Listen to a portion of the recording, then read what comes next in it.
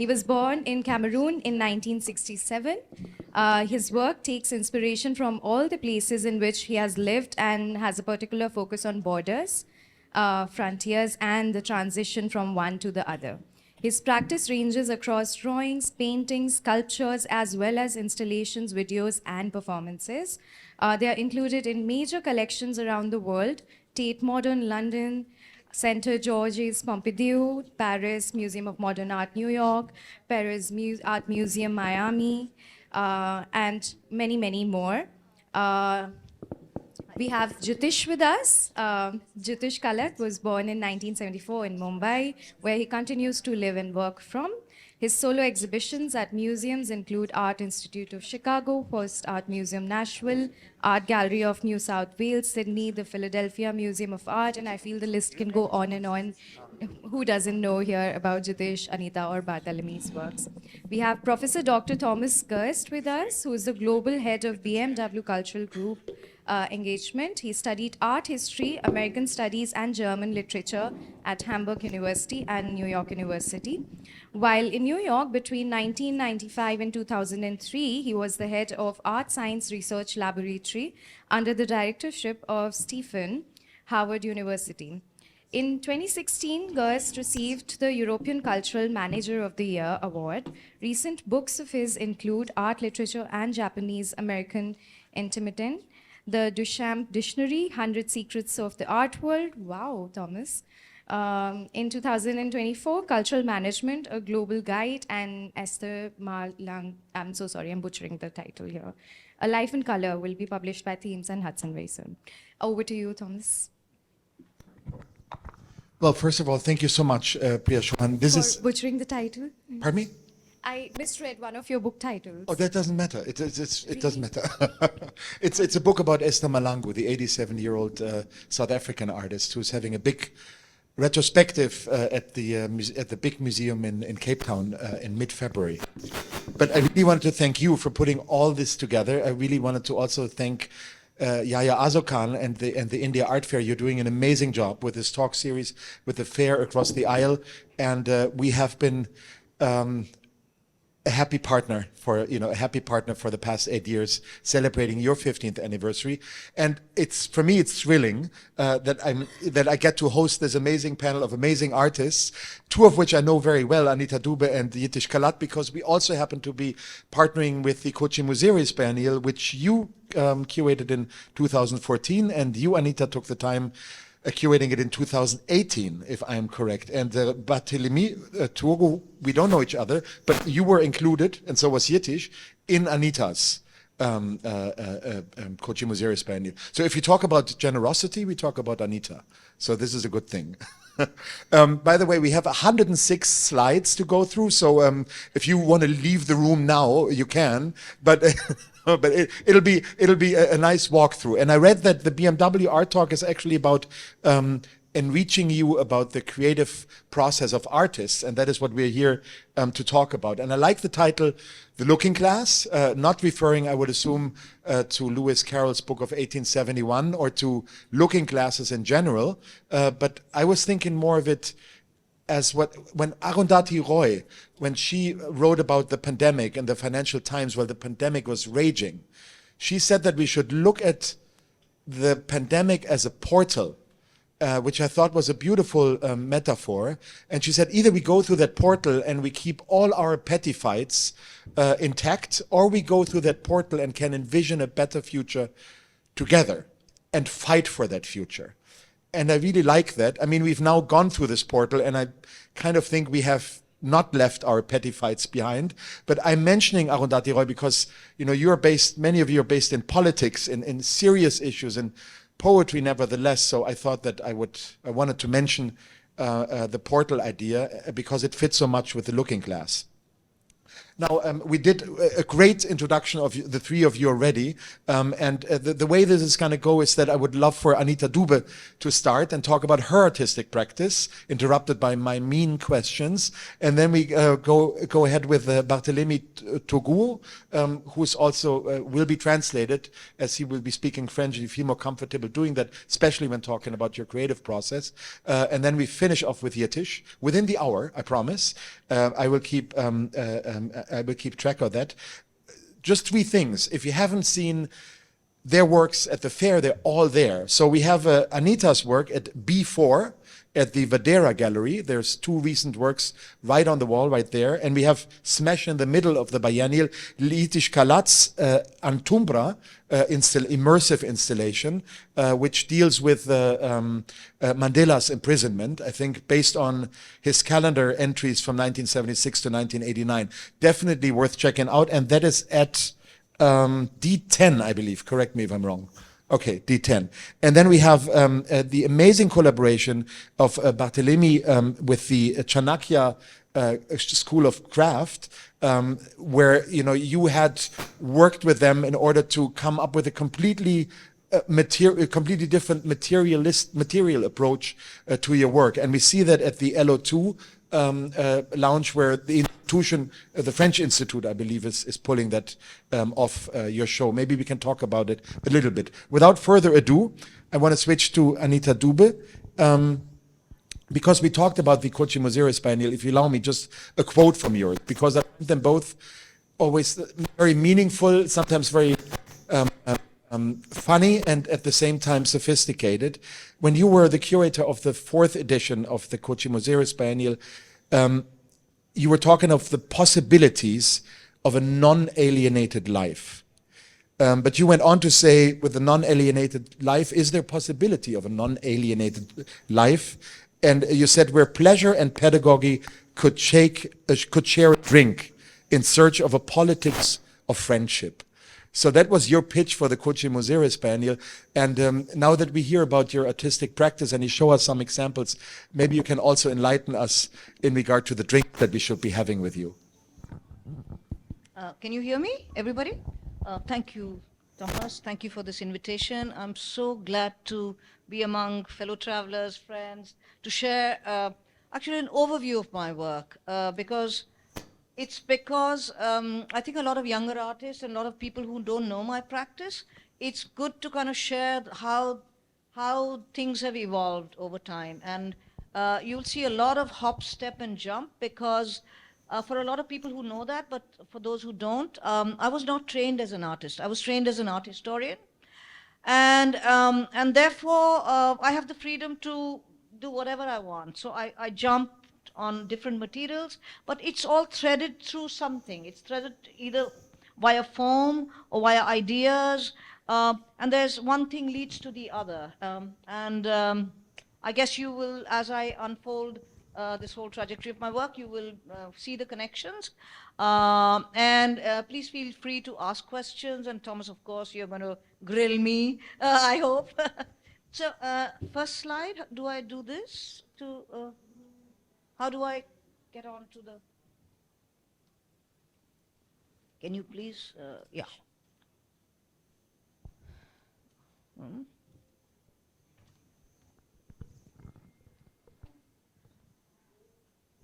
No, this is not the first one. No, even before, yeah. So, yeah, okay. First one, first slide, please. Okay, so this is around 1992.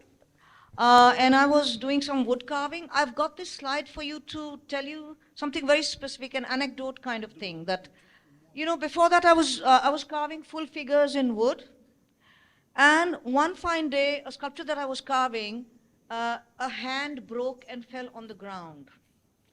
Now that is interesting, so it became a fragment. From a full figure, you have a hand that broke and fell on the ground. And for the first time, in my practice, I understood the contemporary nature of the fragment, because I was like, the early work that I was doing were carving full figures, and suddenly the shock of that moment of understanding that a fragment can tell the story better than the full figure can, you know. So and the work is called, I hope the captions are there, A Blue Night's Tiger Greed.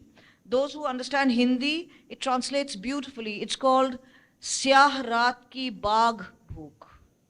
So, you know, it's a fascinating kind of, it's all about the propulsion of desire and the propulsion of a hand moving to grasp and capture a sphere. And the sphere could be anything. The sphere could be the world.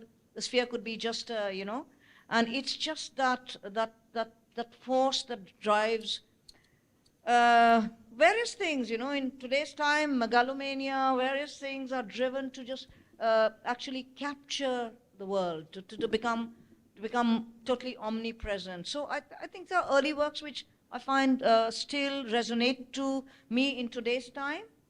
Next, please. Yes. The work is called Anthem. Again, you know, using metal. It's a big heart. Again, a fragment of the body, a big wooden heart, and surrounded by metallic kind of flower-like things. Inspired by Baudelaire's La Fausse de Mal, and you know, these are early installations that I did. We can go to the next one. There's a switch in material in 1996, 1997. It's a residency in Africa, and I was ill. I hadn't planned to do this work, but I was ill and I was confined indoors, and therefore, when I was indoors, I could hear the animals in a distance in Africa. This is in Namibia, and that was so strange because the night sky in Africa is studded with stars. It's just the most fantastic constellation that you see, which we don't see here, because of and that kind of whole experience with the animals that you could hear at night and the whole beauty of the sky. So it's a kind of a hide. It references Kali in Indian mythology. She's without headless god. We call her Chinnamasta, without a head. And there's just this kind of you know, water or wine or something. It's also built like a wine sack, you know. The whole thing is built like a wine sack. It's called Desert Queen. And you can see the start of my use of velvet as a material, the use of embroidery, the use of decoration, and also, and she's tied on all from the legs and the hands into the gallery, in the middle of the gallery. So it's like stretched out like a hide. Next, please. So you'll see, like I said, you know, it's a lot of hop, step, and jump in terms of material and other things. This is an installation I made in the corner of a building, and it uses architecture, the three planes meeting in a corner, as an architectural site to construct a sculpture. So it's made out of votive enameled eyes. These are votive eyes. So in our tradition, they are used for gods. 2 eyes on a small idol or a large idol, and they say that in the tradition it's said that when those eyes are attached to the god begins to breathe. But I've always thought that, you know, why should all these lovely things belong to the gods? Why don't they belong to us? And it's my, you know, it's my human greed. I mean, like, I want all the divine things. I don't want the gods to have it all, you know. We need to have all these lovely qualities that are given to the gods. And for me, each eye is then like a person, and with all the qualities that gods have. So the divinity in us, and it's interesting. So because something that is votive and used for religion, I actually want to bring it into the secular sphere, and I want to do things with it, which is nothing to do with religion, which is about human beings, which is like a mass of people like us here in the audience, yeah? So as you see, when you amass them, it's a lot of people participating in something. This one is called Intimations of Mortality, because, as you know, 3 planes meeting at a single point, and it's a kind of a very, but you can see the formal connections with the earlier work, the Desert Queen, you know, so that's how my work, you know, from one thing to the other, there are formal connections. But subject matter, material, there'll be jumps, because one thing works for something, the other thing does not work for something. So we'll be jumping. Next, please. This is just the detail of that. Just as you can see, when you go close, this is as chaotic as it can get. Yeah, like it's a close-up. Next, please. Okay, so this is around the same time, 1997. So the eye work is also 1997, and this work is also 1997. But there's a strange story connected with the work. It's called Blood Wedding. It's a suit of 13 pieces made like a trousseau for a bride, and it's made out of human bones, which are covered with velvet and decorated with, beads and lace and all these kind of things. But I just want to share an anecdote that my father was diagnosed with a very malignant strain of cancer, and the doctors told us that he does not have much time to live. And it's in that kind of a strange situation at home, which was everybody was devastated. And I asked my mother that, my brother was studying while he was studying anatomy, he was studying with bones. I said, where are those bones? And she said, you check in the storeroom, it's probably in a sack somewhere. And I got those bones into my studio in Delhi. My parents live in Lucknow, so another city, but I brought those bones into my studio, and I started working on this body of work. I had never thought that I had nothing to do with bones earlier, nothing to do with that, but it's just that atmosphere of the devastating news of my father's impending death that I started to do that. And just to share with you that actually when my father passed away 9 months later, he was actually reduced to bones. The cancer had kind of, taken away all. And that is such an uncanny thing for me as an artist that, art can do these things. It's the strangest thing that I can share with you, that without knowing that this is going to happen, actually I was trying to give him another life through this work. So it's called Silence, Blood Wedding. These are the details. That's the way it was installed. It was like that's what I can share with you. Next, please. Just a detail so that you see. It's just the tailbone that we have, but it's actually embedded like a piece of jewelry with moonstones and with beads. So, the holes that you have, I embedded actually stones in them, like moonstones in them. So it was actually constructed like a piece of jewelry. Yeah. Next, please. Okay, so things jump, huh? There'll always be jumps. The work is called, 98, it's a year or two later. It's called the Theatre de Sade, the Marquis de Sade. Because it's actually a collapse of, it's actually a reverse of, if Silence, Blood Wedding is about love, and it's about a collapse of these things. And it's about, as I've said, that, in politics, what fascism is to politics, sadism is, or Sade's whole thing is in the realm of sex and sexuality. That's what it is, in my understanding. That in the realm of sexuality, Sade is a kind of fascist, in my understanding. So I kind of constructed the work with this kind of thing. The hanging thing is the Madame de Sade. So things have been named actually, in this work. The leather, this hanging things that you see is Madame de Sade. The tubes that you see is the maid in the whole scenario, because it's a theatrical scenario, yeah. And so many things have particular names in this installation. Next, please. Next.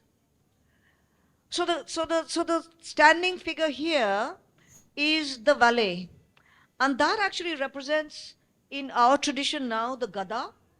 It's the mallet that Hindu gods also have.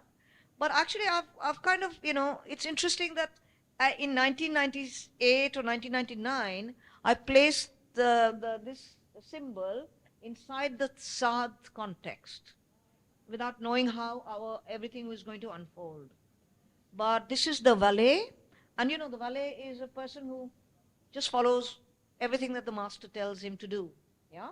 So this is interesting. So this is the gada, that is the valet, and then you can see all the other things. Next, please. Just a couple of more images for you to see. They are very small. They are life-size. Everything is life-size. But it's about, it's about the complicity of evil characters and their, their triumph in that sense. Next, please. Masks. It was a whole sequence of animal masks. 7 masks. It's called 7.5. Yeah, next, please. Another jump. Now keep to the first one. Yeah, so we have a kind of a negativity of Sad, and then it jumps to a sequence of photographs which says via negativa, where I used the same eyes that I was installing on the wall, and now I thought that I would like to install it on my body, and so I put the eye in my mouth, and a friend of mine photographed these things. And what I saw in this particular work, when I saw the negative, and in the negative, it's the black is white and white, when you see the negative. So the pupil of the eye, in the last thing over there, the pupil of the eye, which was black, was white. And I thought, my God, actually, it's like the moon is in my mouth. And I was like, it's like this kind of thing that happens to you when you see something that you never expected, never planned for, and suddenly you see that image, and it's like a shiver. Because imagine, like, yeah, what's a great image, no? That the moon comes and it's in your mouth. It's similar kind of thing, that a shiver when the hand fell down and I saw what the fragment could do. So my work is full of chance and full of all these kind of strange elements which is magical for me, and which is magical in terms of how they kind of move from the earth or the gravitational field into the cosmic and other fields. They just kind of expand into an image which is beyond comprehension in our. Next, please. Yeah. So it's the same series of work where the eyes are in my hands, and I combine the two, the same image upside down into this image. It's called the sea creature, and these are, my processes are like, we do all these henna in our hands, right? We put mehndi in our hands.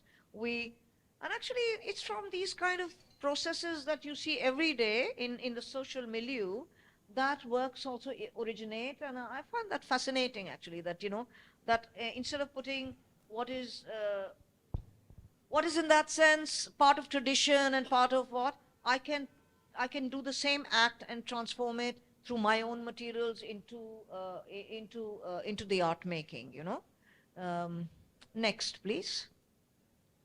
So sometimes very large drawings also with the eyes, right? This is in the Walker Art Center in Philadelphia, in Minneapolis, sorry, yeah.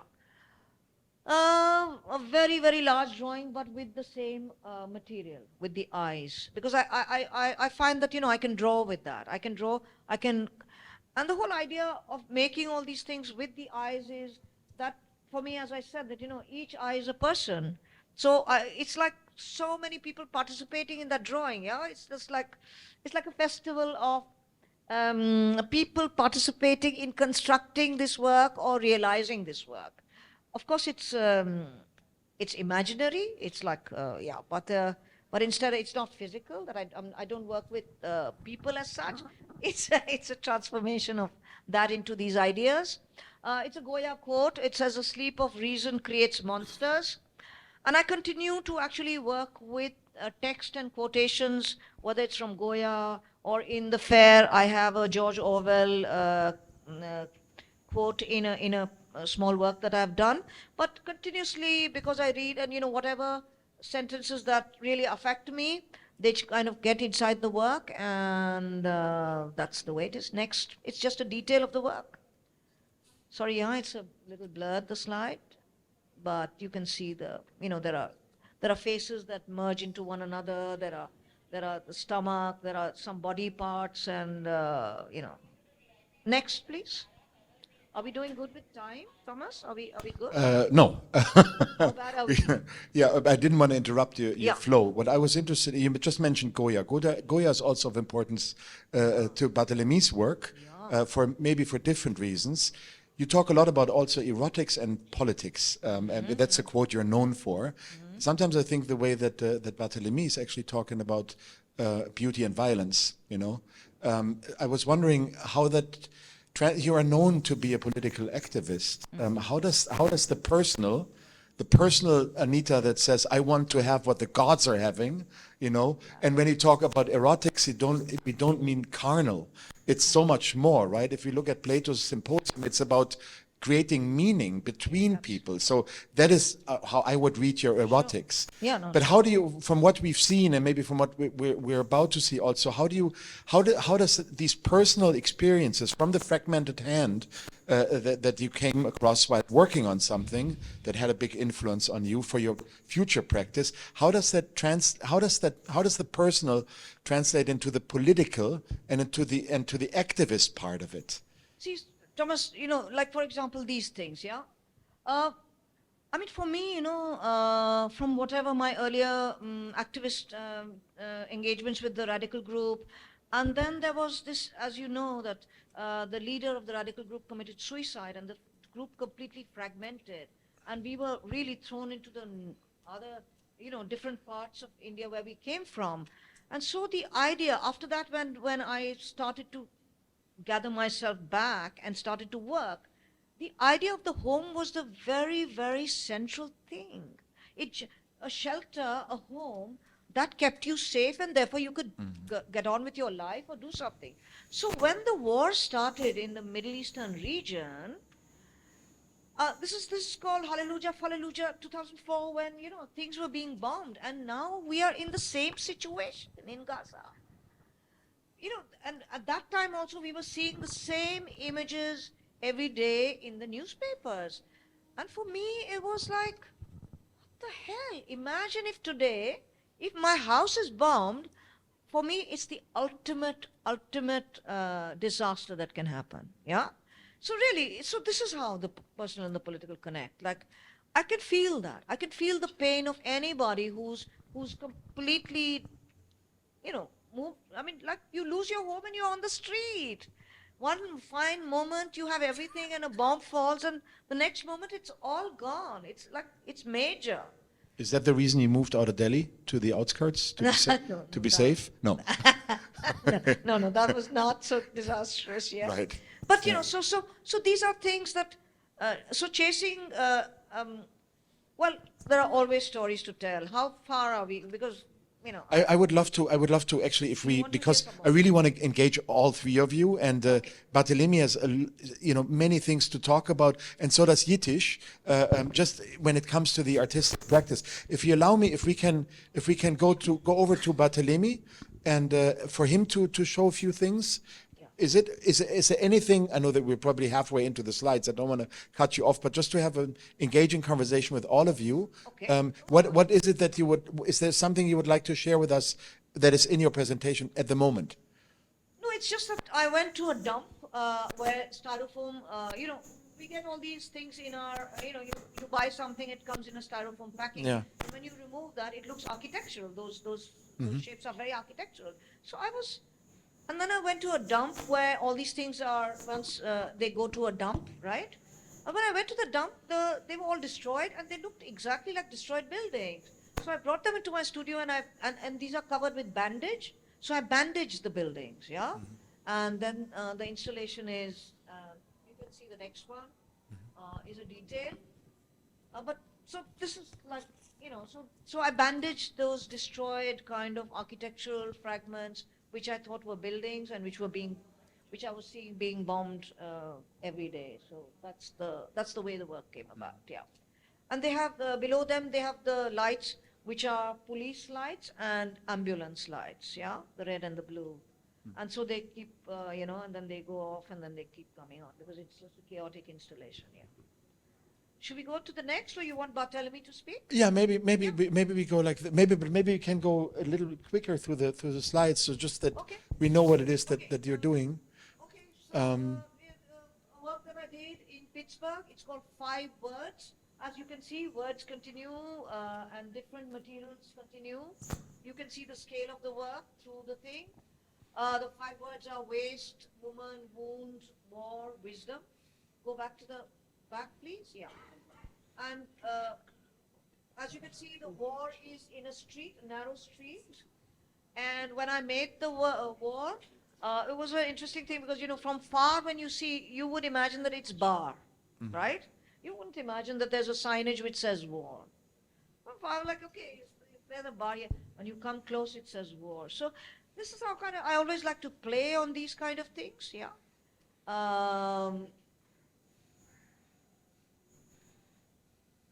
Another large installation that I made, it's called Phantoms of Liberty. It's all about objects in the interior of a house, which is a bed, a cupboard, a sewing machine, a painting. Can you go back, please? Yeah.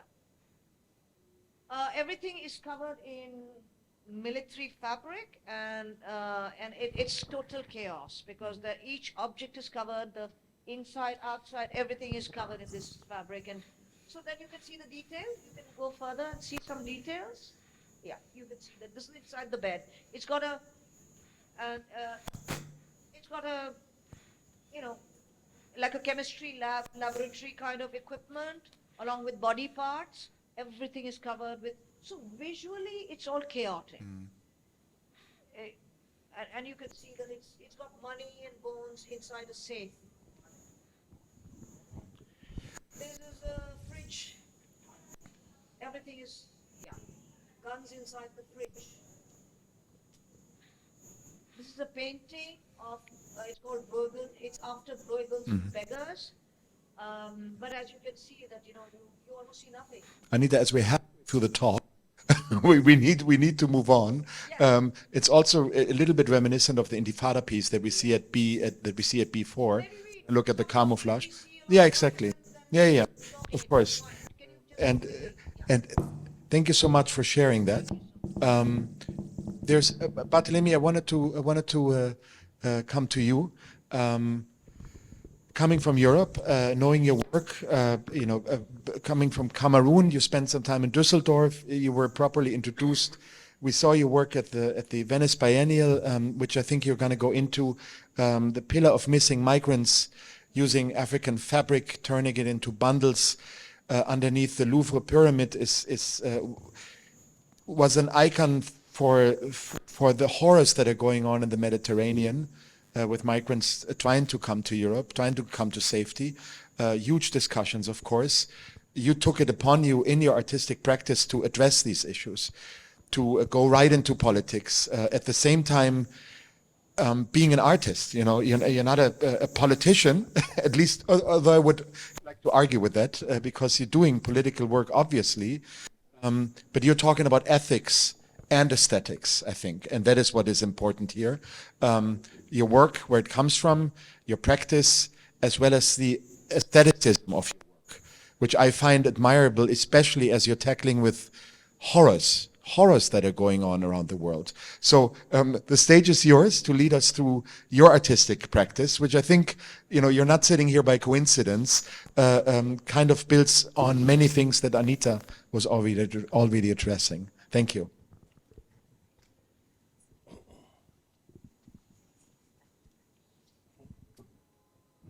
Oh, I'm sorry, I should have stopped myself in the middle. Keep going. Je vais d'abord remercier le public d'être ici. Thank you everyone for being here. C'est ma deuxième fois d'être en Inde, This is the second time I'm coming to India. après une invitation de Anita en 2018 à la Anita Biennale de invite- Kochi. It is Anita who invited me in 2019. Ça a été un moment fabuleux pour moi de travailler à Kochi pendant plus de 2 semaines. So I worked at Kochi. Kochi, Kochi.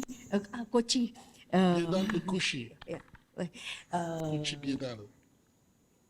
So I had the chance to work for 2 weeks in Kochi. Et c'est ma deuxième fois d'être en Inde. And this is the second time I'm in India. Et ça m'a touché quand Thomas a parlé de Goya. I felt very touched when Thomas spoke about Goya. Et l'histoire de Goya, c'est quoi? And you know the story of Goya. C'est quoi? L'histoire de Goya, c'est quoi? c'est juste parce que j'étais fasciné par sa maîtrise de la technique du dessin, du portrait, et je voulais faire comme lui. I was fascinated by his technique of sketching, and I wanted to do like him. I wanted to. C'est pour ça que j'ai décidé de dire à mes parents, je m'en vais faire les beaux-arts, l'école des beaux-arts. And that's how I told my parents that I want to go and study at the Institute of Fine Mes Arts. parents ont pris ça comme un coup de poignard dans le dos, d'aller faire les beaux-arts. And for my parents, it was like I had put a knife in their back, me asking them to Et go je and suis study allé, fine. et je suis allé. And I went there. I Et went to the Institute of Fine Arts. j'ai passé le temps à faire un enseignement très académique. Après, j'ai été visiter d'autres écoles en France et en Allemagne. So I studied there, and then I went to other schools in France and in Germany. Mais la première école m'a beaucoup aidé parce que j'ai appris le sens de l'observation. But my first school of fine arts helped me a lot because I learned how to observe. Et ces trois écoles m'ont permis d'être un artiste qui peut s'exprimer en sculpture, en performance, en photographie et en peinture. And these three schools, in fact, helped me to become an artist who can express himself through sculpture, through painting, through performances, through photos. Et en 2015, par exemple, au QI Investor m'a invité pour la Biennale de Venise. And in 2015, I was invited to the Biennale in Venice, Et il m'a demandé un projet spécifique. and they gave him a particular project to do. Et je suis allé dans les zones un peu des zones de banlieue de Paris, de New York, prendre des rêves et des aspirations des gens qui vivent dans des situations difficiles. And for this project, I went to the suburban areas of Paris, of New York, to understand the aspirations, the dreams of the people who live there, and to capture that. J'ai écrit tous ces textes. And I wrote all the texts. Je suis allé au Cameroun fabriquer des gigantesques wood stamps. And then I went back to Cameroon, and I made these stamps, the wood stamps. Et j'ai décidé de les installer sur des échelles And I decided to put them on steps pour montrer les difficultés de la vie où on peut monter et descendre. to show the difficulties that we have in life where we can go up and come down. Et là, c'est une installation au Parish Art Museum, je crois bien, So this is one of the installations à New York, in New York. à la Galerie Le Long à New York, où je montre ces sculptures que j'appelle Urban Requiem. Urban Urban Requiem. Requiem, urban requiem. So these installations, I call them Next. urban requiem. Là, c'est au musée Picasso à Barcelone. This is the Picasso Museum in Barcelona. Next picture. Là, c'est à Nantes, en France. This is in Nantes, in France. Là, c'est à Savannah University. This is at the University of Savannah. Là, et en 2015, je voulais essayer. Je suis allé à l'Institut Pasteur à Paris, Okay, in 2015, I went to the Institut Pasteur in Paris. travailler avec des chercheurs et des médecins qui travaillent sur le sida depuis 40 ans et sur Ebola. So there I worked with research scientists and doctors who have been working for the last 40 years on AIDS and on Ebola. Et parce que j'avais pensé à l'évolution du monde entier et la population qui s'accroît et qu'un virus pouvait terroriser tout le monde entier. So I was thinking of the population that is exploding in the world, and I was thinking of all these viruses which could destroy the entire population. J'ai décidé de rendre hommage aux chercheurs. And I wanted to pay homage to the research Je scientists. suis allé à l'Institut Pasteur donc prendre les images, graphiques des chercheurs. So at the Institute Pasteur, I took images, the graphic images that they had of the virus, Et j'avais envie de le mettre en confrontation avec le public.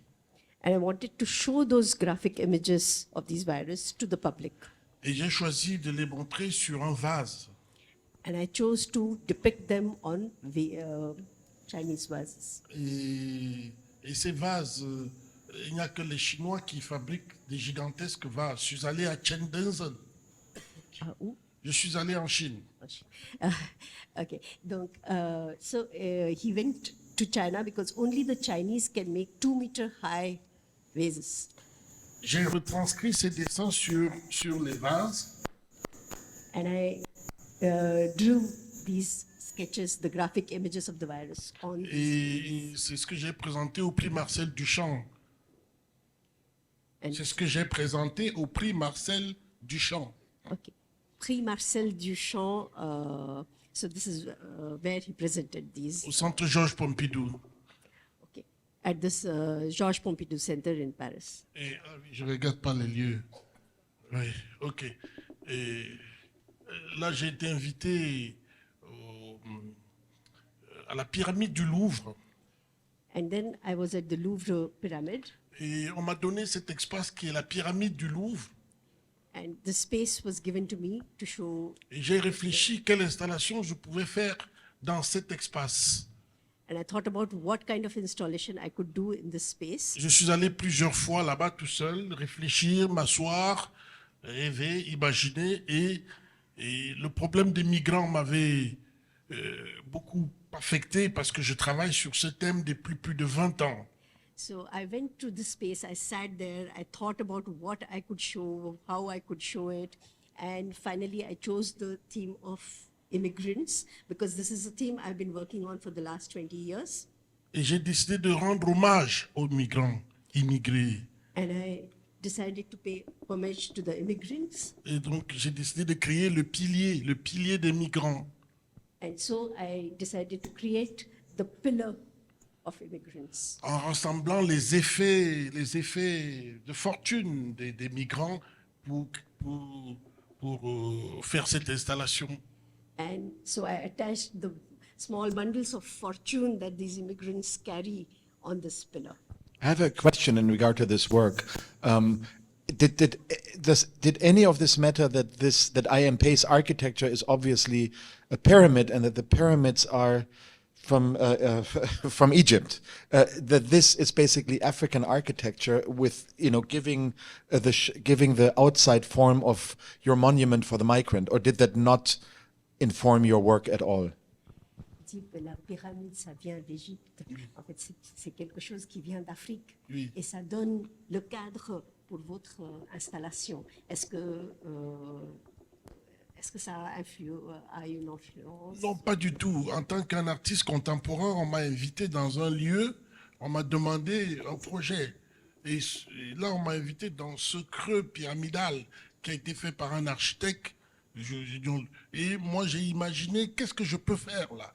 En tant qu'artiste contemporain, il faut proposer quelque chose. Ce n'était pas par rapport à l'Afrique. Okay. So he's saying, no, it was not nothing related to Africa. I came as a contemporary artist, and this space was given to me to showcase my work, and I thought about it just inside this pyramid. I thought of the space. Next picture.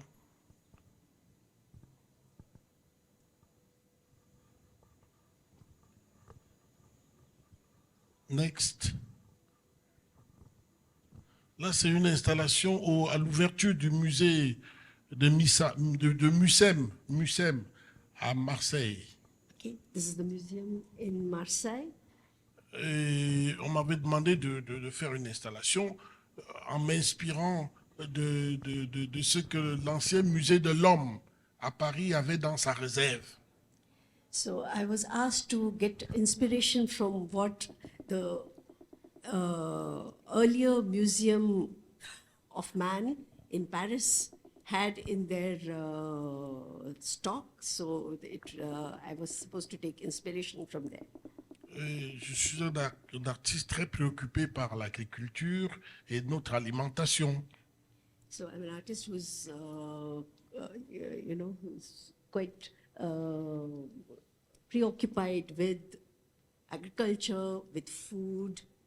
Et j'ai récupéré les anciens outils qui ont servi à une agriculture saine, à une agriculture humaine, à une agriculture biologique. J'ai récupéré tout ça pour créer une installation.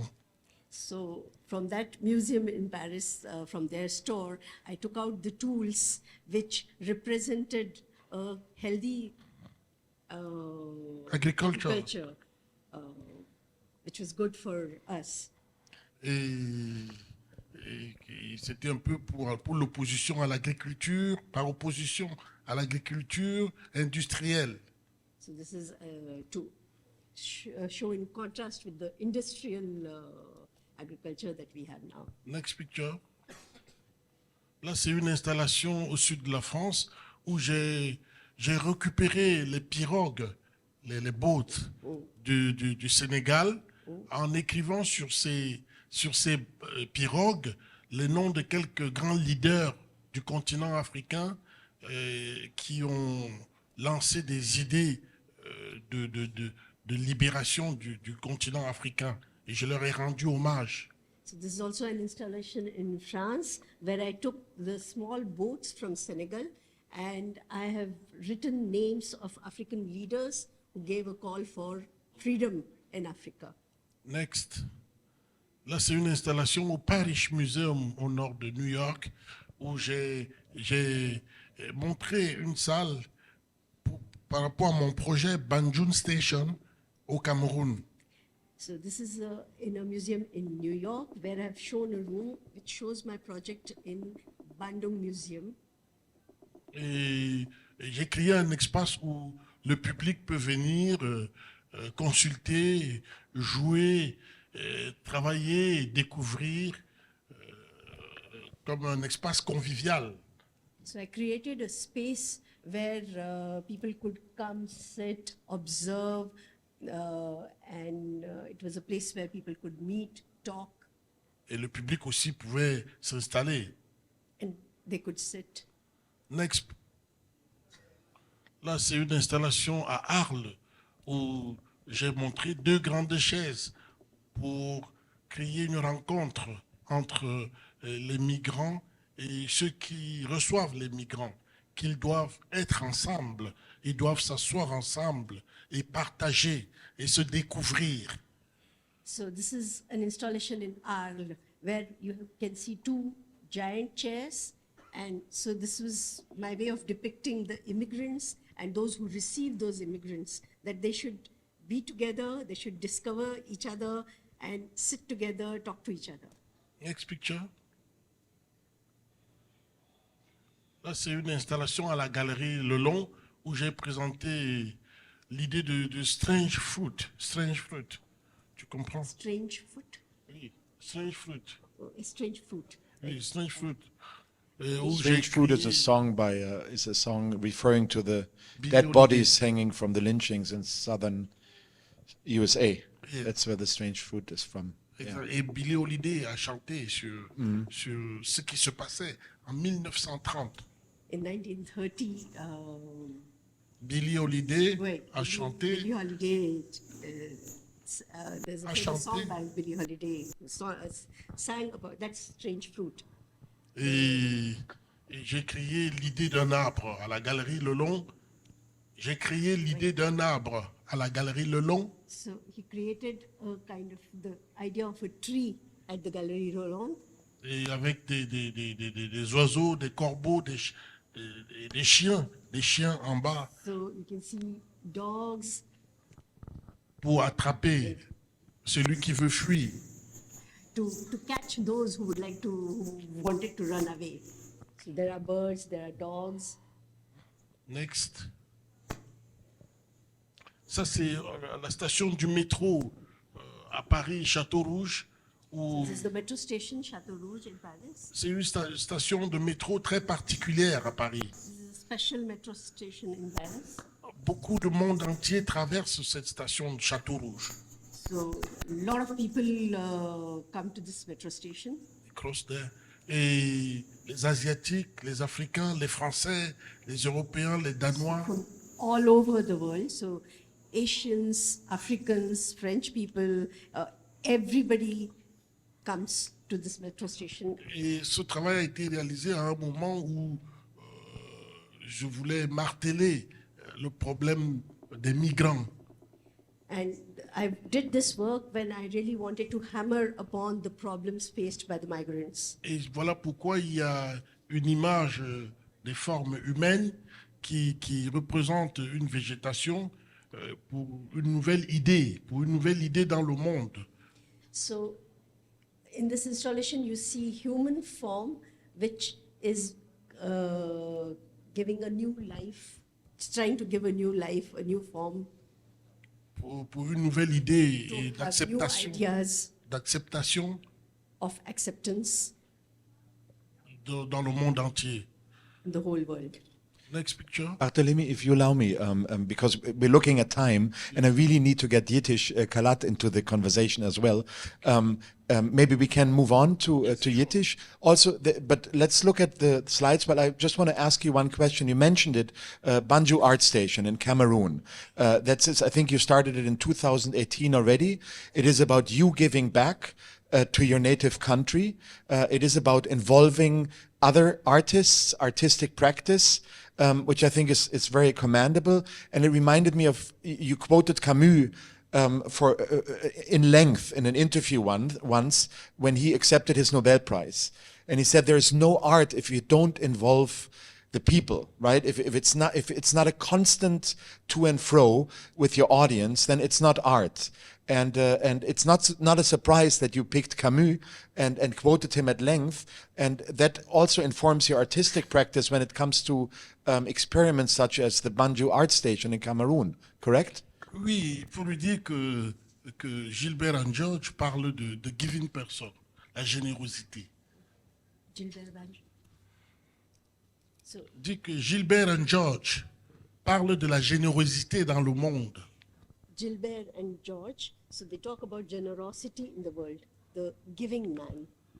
Et il y a aussi l'influence de Camus dans mon travail, qui parle du rôle de l'artiste dans la société.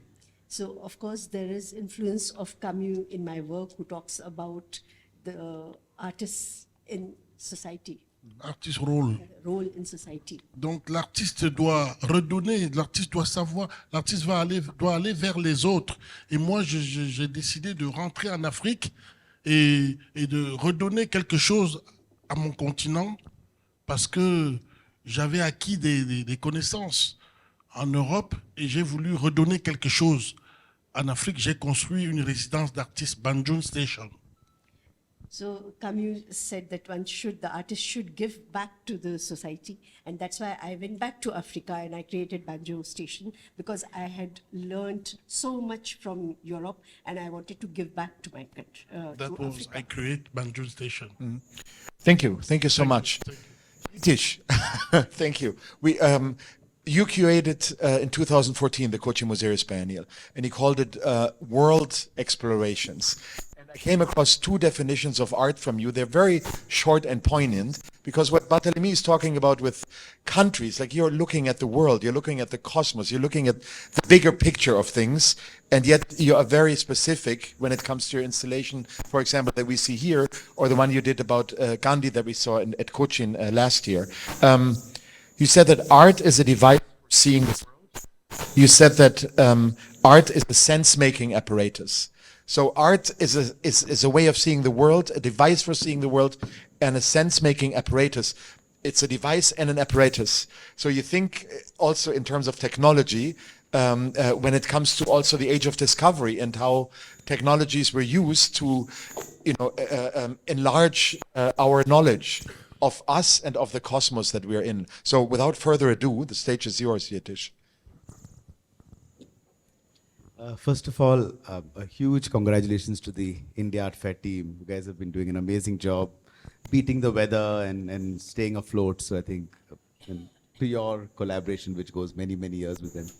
Um, Thomas, I mean, it's interesting you fish out a quote which does resonate even today. I mean, I wonder when I said that, but I think I hold the feeling that yes, art is not something that you look at, but essentially something that you look through. It's actually an optical device. So I think your thematic idea of the looking glass, I think applies to any artwork, because I think any artwork is essentially an ocular device that you look at but look through to make sense of the world. So I think that holds for me still. But should I dive right in? I mean, I'm only going to share 4 works in the interest of time. And one of the points that Thomas asked me, in fact, when we were just slipping into this conversation, was to really put in works that speak to the idea of space and time. You know, so that was your prompt. And at one level, of course, space and time remain that fundamental substrate through which anything in the world unfolds, right? Our body and mind, matter and energy. Space and time is that substrate, that fundamental template in which the world unfolds. So every day when we wake up, we actually make sense of the world through space and time. We have to organize our body, get out of bed, but we also organize a story of the day to localize ourselves at that moment of morning rebirth, right? To make sense of the day. Something that happens in my work quite frequently is that this notion of making sense of time and space gets exaggerated to make sense of the now with some sense of distance that allows us to reread the now. So I think I'll just dive right in. I don't know if this will get us, oh no, this gets us back to what, which should be fun, but yeah, so I think this is a piece that I made about a year ago called Wold, which essentially means spiral, W-H-O-R-L-E-D. And these are 2 intersecting spirals in the courtyard of the Somerset House. And these spirals are organized in a way that you can enter the spiral from one end, which would be the magnetic north of planet Earth. But as you exit, you're exiting on the magnetic south, the cardinal south of planet Earth. The work is more or less a drawing. You know, a drawing in a large civic space. You know, and as people move in, it becomes like this massive measuring tape that sits in the heart of a kind of civic building, historic civic building. And as you get into the spiral, it becomes this kind of highway signage, and a kind of absurd highway signage that goes on and on and on. And this highway signage follows all the rules and regulations of the UK Highway Code. It's a very strict code. The fonts are as per the code. And they begin to measure outwards from the Somerset House to places like the London Zoo, which is 3 miles, but then could extend to Miami or Melbourne or Mumbai.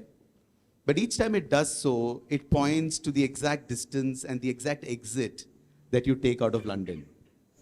But occasionally this begins to point further afield, extending to the Mars, the Moon, distant stars in the Milky Way galaxy, occasionally arriving at a star that once was, but now has died, like Cassiopeia A that died 11,000 years ago. Or it might arrive in a place like Dwarka, for instance, which once was, but now isn't because it's underwater. Or Mumbai or London or Bangkok that now are, but may not be because they're extremely prone to the waters that they sit by, such as the Thames that just run next to Somerset House. So in a way, what happens in the work is it begins with miles and kilometers, but as it goes into distances, it becomes light years. So in a way, a kind of spatial measurement becomes years and time, but also becomes this notion of past and future through simply moving through space. I can talk a lot more about each of these works, but I'll plunge along. This is another body of work that began rather sort of unannounced on the 1st of Jan 2021, partly because I was making this daily sort of ritual of just looking at a home page every day before I start my day, which essentially just counts up the number of us on the planet. But somehow on the 1st of Jan, I had this impulse to make a drawing, and essentially what each of these drawings have is a timestamp of a day and a month and a moment in time, but also 3 numbers. One of them being the number of us that exist on the planet at that moment in time. The other, a number of us that were born up to that moment since the midnight of that day. And the third being the estimate of us that have died up to that moment. And that would lead on to the next day and the next drawing. And somehow this ritual that began thinking this would last 3 or 4 days lasted an entire year.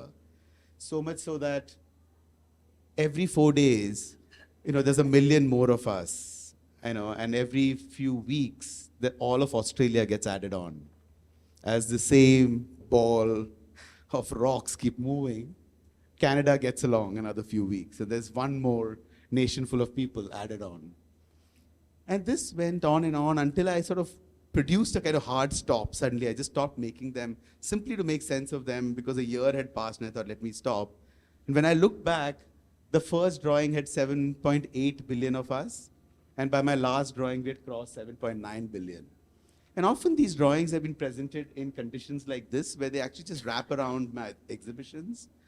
Or, for instance, here at Galerie Templon in Paris, they became almost like a immersive wallpaper, where all of the drawings just became the space. I won't talk about these works. I just took them away from the PowerPoint this morning. I realized all of us will be running out of time. So one work down. I'll just run through this.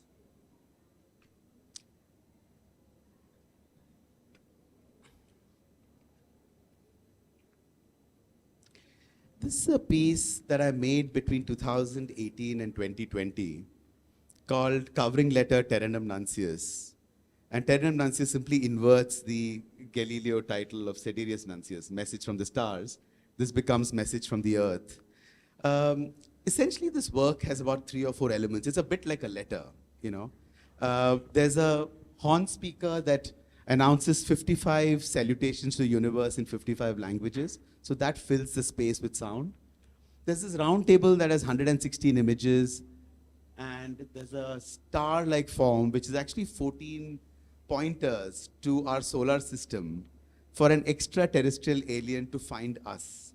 Now, all of these images and sounds are the only sounds and images that we produce, which are actually outside the solar system right now. These were sent on the Voyager 1 and 2 space mission by Carl Sagan and Frank Drake as the only summary of our existence. Because, of course, planet Earth, all of us have an expiry date. The sun has an expiry date, but in the vastness of empty space, the Voyager 1 and 2 space mission might go on and on and on until a sentient life somewhere in the universe might find it. And if they do, then this becomes a kind of lasting message. But in the work, which I'll jump to a detail, are images of traffic jams, DNA codes, United Nations building, reptiles, birds, flora, fauna. And it almost becomes like this message trying to reach to the other. Because we don't know what the alien might see us through. It might look at all these images and say, well, the crocodile sent it, They wouldn't know we humans sent it. We built the United Nations building. So it's the ultimate extension of what it means to speaking to the other. In sending this, there wasn't that kind of computing capacity to put 116 images on a disk. So they were coded as sound files. So a California-based programmer named Ron Barry decoded these sounds back into image in the same way that an alien might have to do to find us way after we are gone. So all the images in my work are actually arrived at through the same process that an alien would have to, through the coding system that Frank Drake and Carl Sagan have put on the disk, which then makes it a black and white and not a color image. But walking through it almost makes us, through a reference of our recent past, produces clearly an awareness of our own likely extinction in the future. It tells us a lot of us, for us, about us. This is the final image. These are not actually images from the work, but the work is actually here at D9 or D10 as a FICA special artist project. In this work, essentially what happens is a ceaseless flow of numbers. all of the numbers collectively become the dates that ran between 1976 to 1989, about a large portion of the number of years that Nelson Mandela, 28 years that he spent in prison. And all of these images are from the desk calendars that kept him company through those years of incarceration, almost producing a perforation through which images from the outside world come into the room. The images themselves are actually beautiful, paradoxically and painfully beautiful outdoors, of people lounging on beaches or sunshine and wildlife and great cathedrals and architecture. And it always says it's sunny today in South Africa, it's sunny today in South Africa. That's kind of repeats through all of the calendars. The only other numbers that keep coming up in the work, so these are how the calendars appear.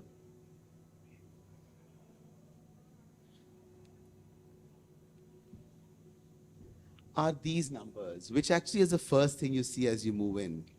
And these 9 digits sort of become 3 sums, counting down to the number of years he spent in prison, his age when he went into prison, and his age when he exited prison. And all of the notes within the work are essentially his own handwriting. So this becomes like a numerical autobiography of a very complex life, whittled down to just a few numbers. The other numbers that appear in the work are essentially these numbers. And these keep appearing in the calendars as a kind of repeated reading of his own blood pressure records. And they become almost like an intervention within this ceaseless, relentless calendrical time of a kind of biological cardiac time, the sort of heart internal time. The other elements being last night's dream, an occasional visit from a loved one. And sometimes they sort of reach out further afield to find distant informations, residual political details and movements, assassinations, electoral records, like the Indian election of 1982 is written in full detail. But the Soweto uprising that just happened on the other side of the island doesn't find mention. And often this could be the manner in which information reached the cell. There's actually a lot more one can talk about these paradoxical objects, but I've realized in the interest of time, I think I should pause and let Thomas come in. Jitish, thank you so much. That your work is so complex and you tackle so many amazing issues, small and large. That I have just one question in regard to the Voyager work that you were showing. Do you know that when Voyager was sent out, there were people warning about they said, like, don't give away the location of humans, don't give away the location of Earth in our universe because aliens might attack. Right, so this was really a big discussion at the. That's right. I mean, it's, the whole what we call the METI-SETI movement, which is search for extraterrestrial intelligence, or METI, which is messaging the extraterrestrial intelligence. S is search, SETI. And I think both these are extremely complex. They are complex in multiple ways, of course, because at one level, it's the ultimate human need to reach out, the ultimate need to know what's beyond the mountains. Right? I mean, this village meeting the other village. And now this galaxy meeting the other one has to be a pure metabolic expansion of our need to know. But it's also the moment you shake hands, the questions that came up in both Barthélémy and Anita's work, this question of what happens at the moment of the handshake. Do some fingers leave certain hands is always a question. So I think an invitation could lead to certain questions, right? I mean, but that's an evolutionary process. And I think those who thought that the need to know is greater than the fear of what knowing might lead to sent the message. Thank you, Jitish. Anita, Barthélémy, Jitish, of course. Thank you so much. And now there'll be 2 bonus questions for those that really, stayed as long, that I wanted to ask all of you, the 2 of you. One, that I was going to ask, and the other one, I just really want to know. I mean, Jitish said once that if he were to meet one person on the planet, it would be Albert Einstein, if you could travel. I'm not going to ask you what people you would like to meet, but I want to ask each and one of you 2 questions. And maybe we start with Anita. The first one is, if you met your younger self, the younger Anita, what would you tell her now, knowing what you know about art history, your artistic practice, and so forth. And the other question I wanted to know from Jitish, what would you tell an 18-year-old Jitish? You know, what would Barthélémy tell an 18-year-old Barthélémy? And the other question is what Hans Ulrich always asks: what is your unfinished project? Do you have an unrealized project that you're dying to do, or that you're on the cusp of doing anyway? So if you could give me 2 brief answers to those questions, starting with Anita. Thank you. That's a strange question, but you know, to just follow the way where things take you, actually, rather than using will. Actually, follow chance, follow how one thing flows into the other. So it's like water, you know, things flow, one thing flows into the other. And I think that's a great metaphor for the way I understand my own practice and the way I understand life itself. Like, yeah, it just flows, and you go with the flow, and you recognize the possibilities, and of course, as we all know that, you know, sometimes some things are unrealized, some things fail, something you stumble, but it's the flow, and that keeps you, and I think that's the only thing I would tell my younger self as well. Regarding, what was that? The unrealized project, you just mentioned it. Many things, actually. At one time, because, you know, I use text so much in my work, a major unrealized project is that the way that for example, I did a work where I cut words out of slabs of meat. So when I'm traveling, say, in Paris, and I'm driving from the airport back to the city, and you only see corporate symbols, Siemens, this, that, and the other. And I would actually, I would like to replace them with beautiful words like beauty, love.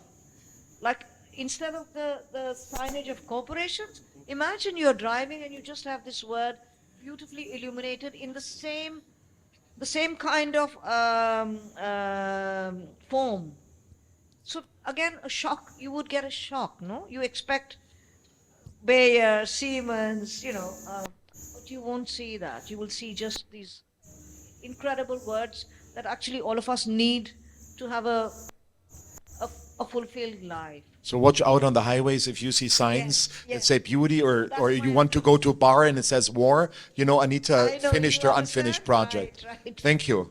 Jitish, why not continue with I you? was just thinking Thomas has to run for cover, BMW has to protect itself. Exactly.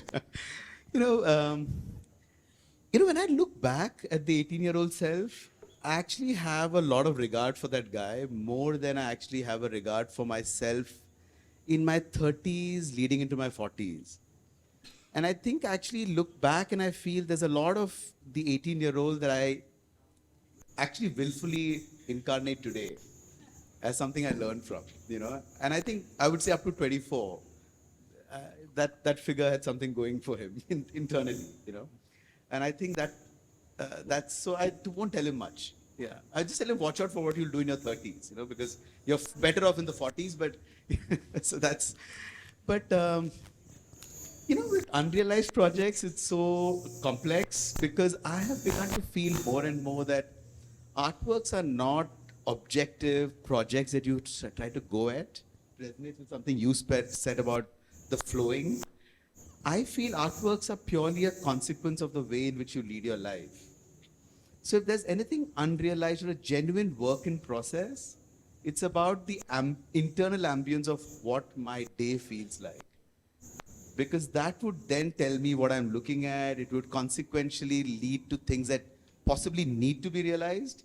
And if they have not been realized, then in that ambience, they're probably not meant to be realized. So I think progressively, I don't have, so Hans Ulrich, common friend, has asked me and asked you that question at different times, and each time different projects came up, but very recently asked me in a car when we were riding off in Bombay, and I said something like this to him, where all needs for projects are actually dissolved in some ways, because they're not that I'm stopping to make work, but it's purely a consequence of something else, you know, and I think that's what I'm looking at. Thank you, Jitish. Barthélémy, you had the longest time to think now. Que dire à un Barthélémy de 18 ans, je dirais, il faut continuer dans ce que tu as choisi.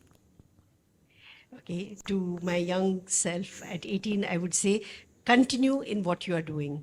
Just continue doing what you are doing. D'être un homme libre. To be a free man. Et parce que quand j'avais 18 ans, je ne voulais pas être fonctionnaire. Because when I was 18, I didn't want to be a bureaucrat. Je voulais faire quelque chose qui va vers les gens. I wanted to do something to go towards the people.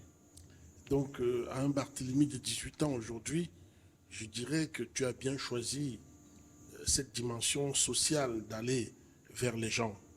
So I would tell this young Barthélémy that you chose well to go towards the people and to work in this direction, in the social. Et mon projet futur, c'est de créer un espace où les gens doivent venir se rencontrer, se parler et échanger. And my future project would be to create a space where people could come, meet, and talk and exchange ideas. Pas un espace d'exposition, Not an exhibition, not a space for un exhibition, espace d'échange. but a space for exchange, for exchanging ideas. J'y rêve beaucoup de ça. So I dream about it.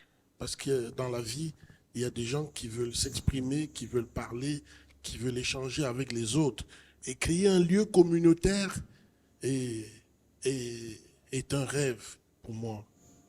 Because people tous. dream of talking to each other, of exchanging ideas, and to create this community space where they can be, where they can meet.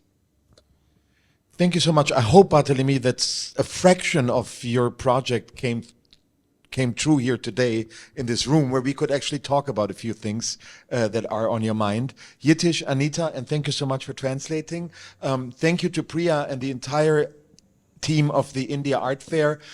This has been going on a little longer than expected, but you're still with us, and I hope it was worth it. Thank you, and enjoy the fair, and enjoy the dialogues that you will be having, and enjoy the exchange with artists and like-minded people from around the world.